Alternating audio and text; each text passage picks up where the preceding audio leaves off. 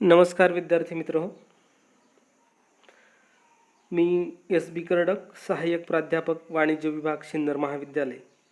आपण मागील लेक्चरमध्ये संशोधन म्हणजे काय याचा अर्थ, त्याच्या व्याख्या, संशोधनाचा उद्देश या मुद्द्यांचा अभ्यास केलेला आहे. आज आपण संशोधनाची वैशिष्ट्ये कोणती या मुद्द्याचा अभ्यास करणार आहोत, किंवा चांगल्या संशोधनाची वैशिष्ट्ये या मुद्द्याचा अभ्यास करणार आहोत. चांगल्या संशोधनाच्या वैशिष्ट्यांमध्ये पहिलं वैशिष्ट्य आहे पद्धतशीरपणा. पद्धतशीरपणाचा अर्थ,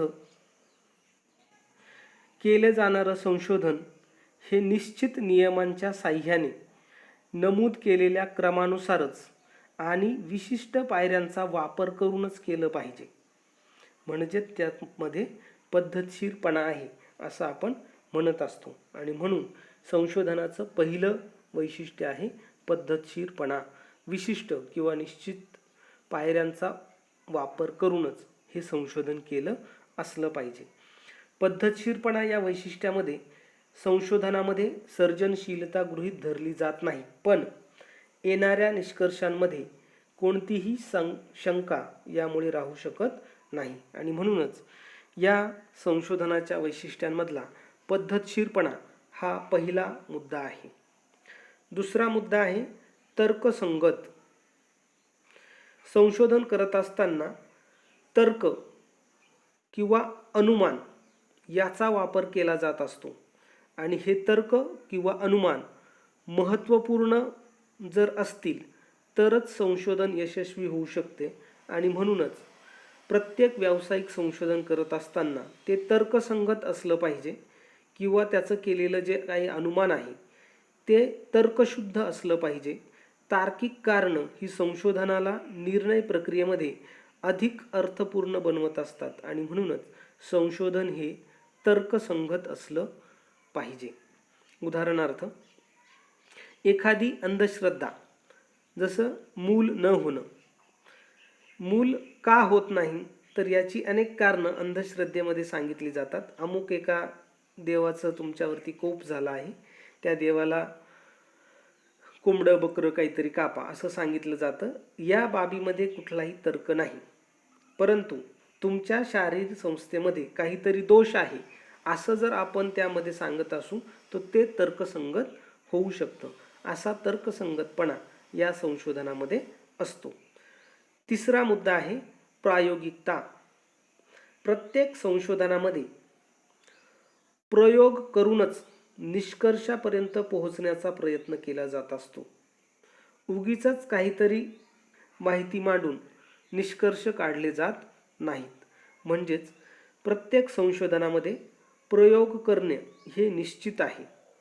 जसं संशोधन ही वास्तव परिस्थितीच्या किंवा अधिक दृष्टिकोनाशी संबंधित आहे आणि ठोस स्वरूपाच्या माहितीची अपेक्षा देखील यातून केली जात असते.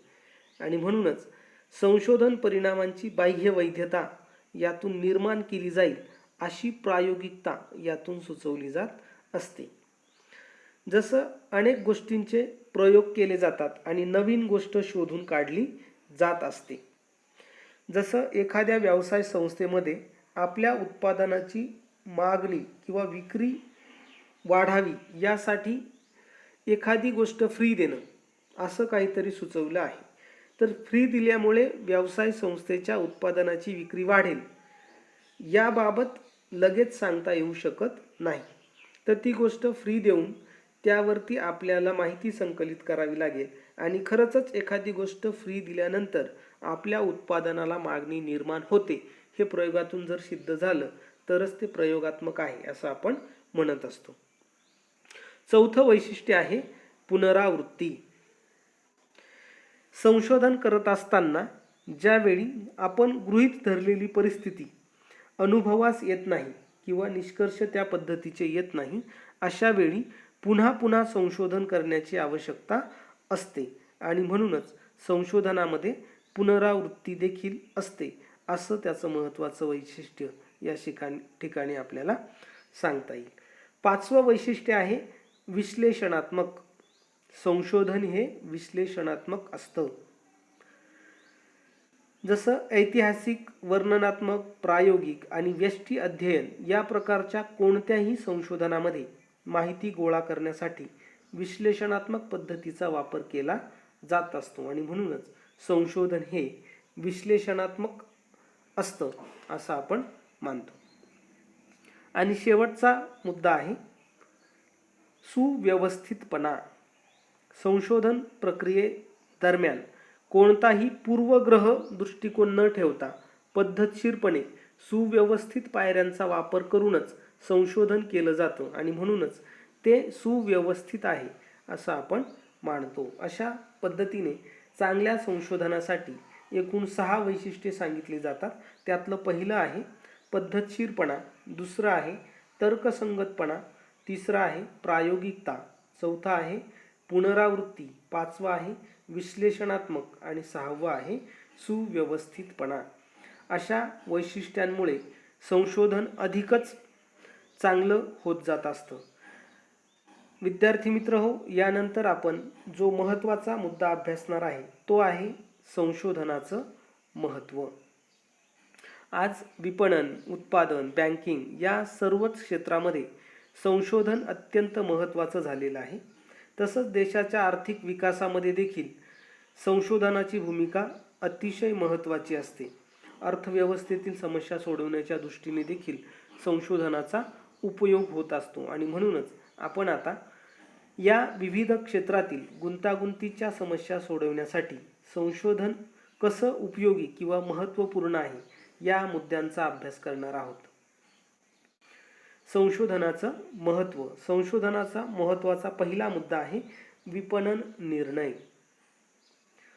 प्रत्येक व्यवसाय संस्थेला आपल्या उत्पादनाचं विपणन करावं लागत असतं, मार्केटिंग करावं लागत असतं आणि हे मार्केटिंग कशा पद्धतीने करावं, ग्राहकांची खरेदी वर्तन कसं असेल, जाहिरातीचा परिणाम काय होईल, मागणीचा आढावा कसा घेता येईल, कोणत्या माध्यमाची निवड केली जाईल, उत्पादनाला किती मागणी आहे, या संबंधीची माहिती आपल्याला संशोधनामुळे मिळू शकते आणि म्हणूनच संशोधनाचा महत्त्वाचा पहिला मुद्दा आहे विपणन निर्णय. संशोधनामुळे विपणन निर्णय घेण्यास आपल्याला मदत मिळत असते. दुसरा मुद्दा आहे उत्पादन निर्णय.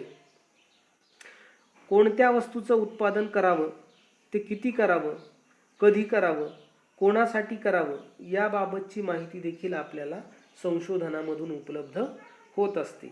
कोणताही व्यावसायिक किंवा कोणताही उत्पादक एखाद्या वस्तूला मागणी असेल किंवा एखादी वस्तू लोकांची गरज असेल तरच ती निर्माण करतो, अन्यथा ती निर्माण करत नाही आणि म्हणूनच उत्पादन निर्णय घेण्यासाठी संशोधन महत्त्वपूर्ण भूमिका बजावत असतं. तिसरा मुद्दा आहे बँकिंग संस्था. बँकिंग संस्थांसाठी देखील संशोधन अतिशय उपयुक्त आहे.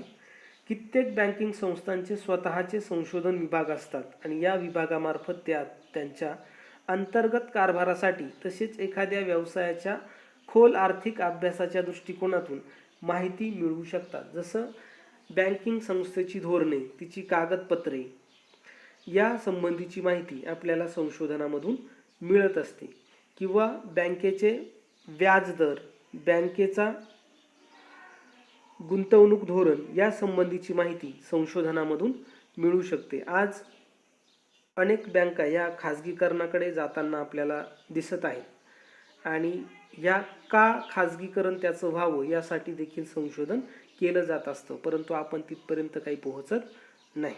पुढचा मुद्दा आहे सामाजिक प्रगतीत मार्गदर्शक. कोणत्याही समाजाच्या विकासासाठी संशोधन हे अतिशय महत्त्वाचं आहे. जसं कोणत्याही प्रकारचं ज्ञान हे संशोधनामार्फत मिळू शकतं आणि ते ज्ञान जर परिस्थितीनुरूप वापरलं गेलं तर समाजाचा विकास यातून सहज शक्य होऊ शकतो आणि म्हणूनच सामाजिक प्रगतीमध्ये संशोधन हे मार्गदर्शक आहे. पाचवा मुद्दा आहे सरकारी धोरणांची मांडणी. सरकार समाजासाठी वेगवेगळी धोरणे आखत असते. या धोरणांची मांडणी करण्यासाठी किंवा आर्थिक नियोजन करण्यासाठी अंदाजपत्रक तयार करत असतं आणि हे अंदाजपत्रक तयार करण्यासाठी संशोधनाचा उपयोग होत असतो. 6वा मुद्दा आहे मनुष्यबळ संसाधन नियोजन. प्रत्येक व्यवसाय संस्थेमध्ये अतिशय संवेदनशील असणारा विभाग म्हणजे मानवी संसाधन विभाग. या विभागामार्फत मनुष्यबळ संसाधन नियोजन केलं जात असतं.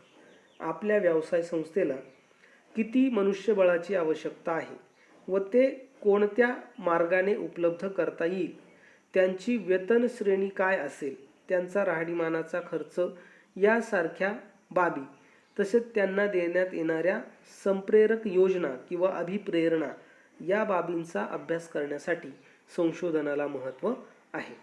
7वा मुद्दा आहे व्यवसाय आणि उद्योगातील समस्यांवर उपाय. व्यवसाय आणि उद्योगामध्ये अनेक समस्या निर्माण होत असतात आणि या समस्या सोडवण्याच्या दृष्टिकोनातून संशोधनाची भूमिका अत्यंत महत्त्वपूर्ण ठरते. व्यवसायामध्ये निर्णय घेताना आवश्यक असणारी माहिती व्यवसाय व उद्योगांना संशोधनामार्फतच मिळू शकते व त्या समस्येवरती उपाय देखील करता येऊ शकतात. 8वा मुद्दा आहे सामाजिक नियोजनात मार्गदर्शन. समाजातील नियोजनाला योग्य मार्गदर्शन करण्यासाठी संशोधनाचा उपयोग होत असतो. संशोधनातून सामाजिक स्रोत, लोकांच्या जबाबदाऱ्या, संस्कृती इत्यादी बद्दलची पद्धतशीर माहिती उपलब्ध होत असते व या माहितीचा उपयोग सामाजिक नियोजन करताना होऊ शकतो आणि म्हणूनच सामाजिक नियोजनामध्ये संशोधन हे मार्गदर्शक ठरते. 9वा मुद्दा आहे समाज कल्याण सुधारणा. लोकांच्या गरजा आणि लोकांच्या आवश्यकता याबद्दल योग्य माहिती मिळाल्याशिवाय कल्याणकारी सुधारणा प्रत्यक्षात आणणे शक्य होत नाही आणि त्यासाठीच गरज आणि आवश्यकता यांचे अनुमान काढण्याची गरज असते. होय, हे अनुमान संशोधनातून मिळते आणि म्हणूनच सामाजिक संशोधकाच्या निष्कर्षावरून राज्य सरकारे कायदेशीर उपाययोजना करू शकतात आणि म्हणूनच समाज कल्याणात सुधारणा करण्यासाठी संशोधन हे अत्यंत महत्त्वाचं आहे. समाज कल्याणाच्या विविध योजना कशा राबवाव्यात यासाठी संशोधन मदत करत असतं. आणि शेवटचा मुद्दा आहे 10 साधन आणि तंत्रज्ञान यात सुधारणा. प्रत्येक संशोधनाचा उपयोग जुनं तंत्रज्ञान विकसित करणं आणि नवीन तंत्रज्ञान निर्माण करणं यासाठी केला जात असतो. अस्तित्वात असलेल्या संशोधनाच्या साधनांमध्ये फेरबदल घडवून आणणे हे गरजेचं असतं आणि त्यासाठी सैद्धांतिक पद्धतीमध्ये मोठ्या प्रमाणावर बदल किंवा सुधारणा घडून येण्याची शक्यता असते आणि म्हणूनच साधन आणि तंत्रज्ञान यात सुधारणा घडवून आणणे हे देखील संशोधनाचं महत्त्व आहे असं आपण सांगतो.